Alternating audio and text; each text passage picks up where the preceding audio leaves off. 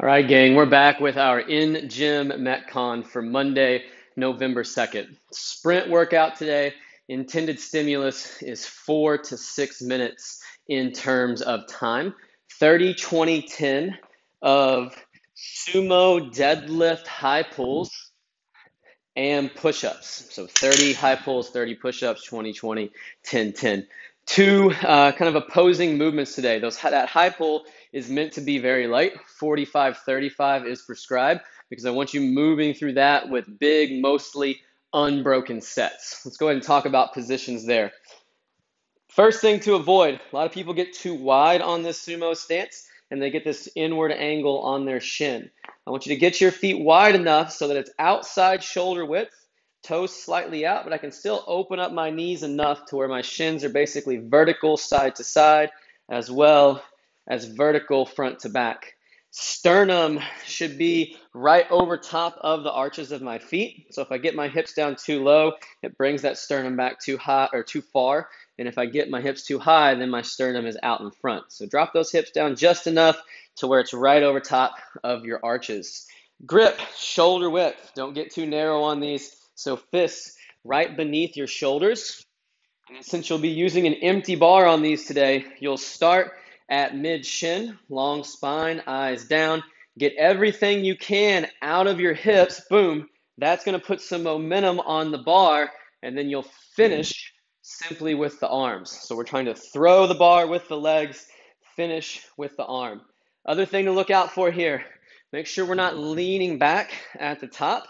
You want to stand up straight to finish, and that hand path should be as close as you can to your body, keeping your elbow above your fist. So we see people finish in lots of funky positions here, sometimes elbow lower than the bar. You're trying to get that bar up to your collarbone, but keep that elbow above, butt tight, belly tight, tall position at the top. Like I said, big unbroken sets on those. This is the movement we want to burn through to help get that heart rate up. Push-ups is our second movement. First two priorities on push-ups always is perfect plank and full range of motion. If you can't achieve that, then move to another method that will help you have a perfect plank and get full range. Ideally, feet are touching, shoulders down away from the ears, long through the back of the neck.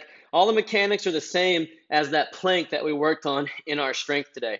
Elbows stay tight, chest and belly touch the ground, not just coming up here to relax at the top, but even pressing those shoulders where you get that little round in your upper back as you finish. That way you know you're working that shoulder through as much range as it has. If you're snaking up and down, elevate up to an object. Whatever we elevate up to, you'll contact right at your sternum. Try not to get hips too high or too low. Find that tight plank, go from there. On these today, come out with a little bit bigger set on that first round of 30, but don't go to burnout. And then that way you've got some smaller chunks to take care of at the end of that bigger first round of 30. I went 20 today and then dropped it down to fives after that, and I stuck with fives, I think, until the end of my round of 15 or of 20. And then I had to go to some twos and threes. So push-ups definitely burn out pretty quick on this one. Don't come out too big. Leave some in the tank and then have a system for small sets followed by small breaks of breaths in between.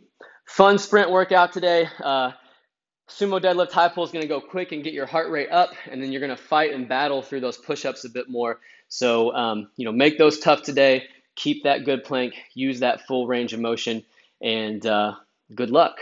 We'll see you guys back tomorrow for a 24-minute AMRAP. Should be a fun one.